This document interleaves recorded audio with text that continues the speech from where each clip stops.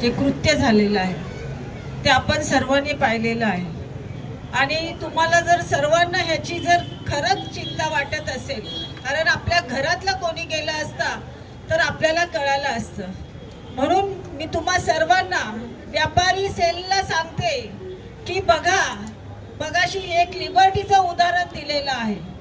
जर आपले, मला असं माहिती आहे की इथे आपले दुकान आहे ना 4-5 हजाराच्या वरती आपले दुकान आहेत आणि जैन बांधव आहेत बहुतेक करून। जैन बांधवांनो, जागे व्हा।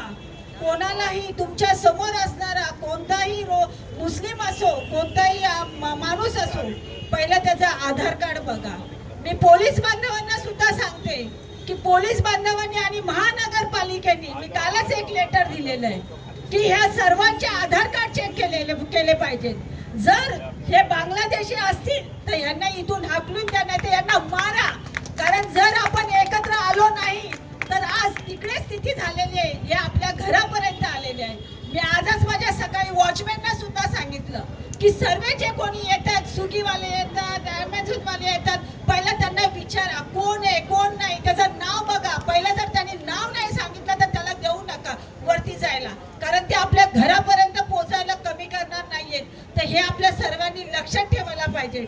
मगाशी इथे एक ताई होती, अक्षरशः तिच्या डोळ्यामध्ये अश्रू होते। इथे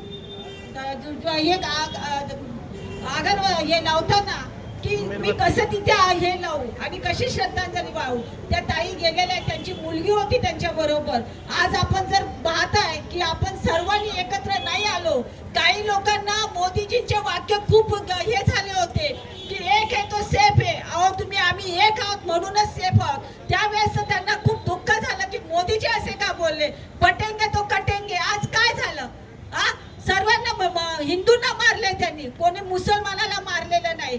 मुसलमान इथे असतील, भारतातले असतील तर त्यांना इथे राहू द्या, पण जर ते भारतातले नसतील तर यांना आपण हाकलून द्यायला पाहिजे। तुम्ही सर्वांनी माझ्या बरोबर या, आपण सर्व चेंबूर फिरूया आणि सर्वांचे आधार कार्ड बघूया।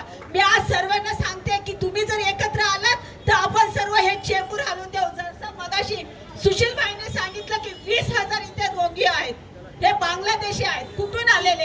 एक तरी चेंबूरचा फेरीवाला आपला आहे का? हे सर्व बाहेरून आलेले। ज्या वेळेस एकावर अटॅक होतो त्यावेळेस तुम्ही सर्वांनी बाहेर यायला पाहिजे। 5,000 जर दुकानं असतील तर तुम्ही 5,000 माणसं बाहेर आले तर काय त्यांची हिंमत होणार आहे? एकदा आपल्या भाईवर अटॅक झाला होता, बबलू भाईवर अटॅक झाला होता, त्यावेळेस त्यांचे 100 लोक आले, पण आपले कोणी जमा नाही झाले, आपले नंतर जमा झाले। हे झालं नाही पाहिजे। प्रत्येक वेळेस माझ्यावर अटॅक होतं हे समजा तुम्ही, तेव्हाच त्यांची हिंमत इथे होणार नाहीये। आणि अशा जर हे असले मुस्लिम असतील, कोणी असू देतो, मग काही फरक नाही पडत। त्यावेळेस आपला हिंदू जर जागा नाही झाला तर ते आज आपल्या घरापर्यंत आलेले, उद्या आपल्याला घरातून बाहेर काढायला घाबरणार नाही।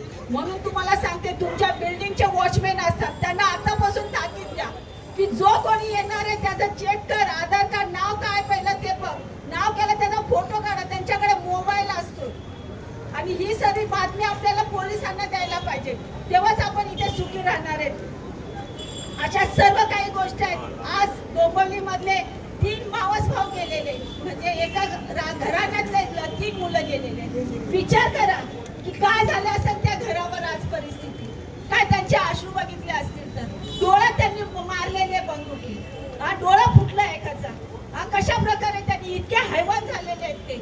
आणि ह्या हैवानांना जर आपल्याला धडा शिकवायचा असेल तर एक आहे तो सेफ आहे, बटेंगे तो कटेंगे, हे वाक्य तुम्ही मोदीजींच्या लक्षात ठेवा।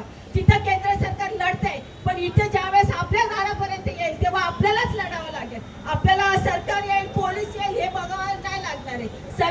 सरकार कामं करतात, पण ज्यावेळेस आपल्या घरापर्यंत आलेले चेंबूर स्टेशनाला सर्व व्यापारी संघटनेनी बाहेर या, मी तुमच्या बरोबर येते, कोण काय करतोय ते बघूया। मारलं तर मला मारेल, मी ना घाबरत कोणाला।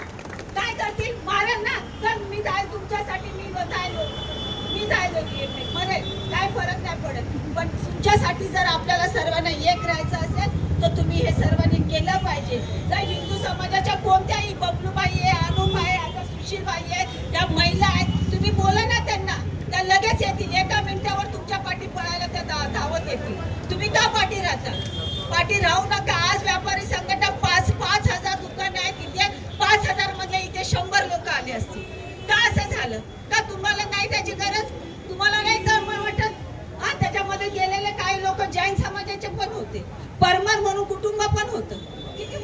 होते, नागपूरचे कुटुंब होते, सर्वीकडचे होते. हे आपण सर्वांनी जर हा कार्यक्रम ठेवलेला असेल तर सर्वांनी आजपासून लक्षात ठेवा,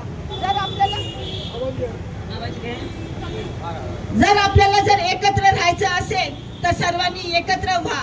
इथेच नाही तर आपल्या कोणालाही कधी कुठे काही झालं तरी पाठी फिरू नका की जाऊ दे, तो आहे त्याला होते, मी तर सेफ आहे, असं करू नका. म्हणूनच यांची हिंमत वाटते. एकेकाला हिंदू हिंदू म्हणून मारलेले, मग काय नाही इतरच्या जे बांगलादेशी रोंगे आलेले त्यांना आपण मारू शकणार काय? त्यांची हिंमत आहे आपल्याला हात लावायची. पण जर हे आपण एकत्र आलेलं, बाबासाहेब आंबेडकरांनी सांगितले, शिका, संघर्ष करा आणि संघटित व्हा.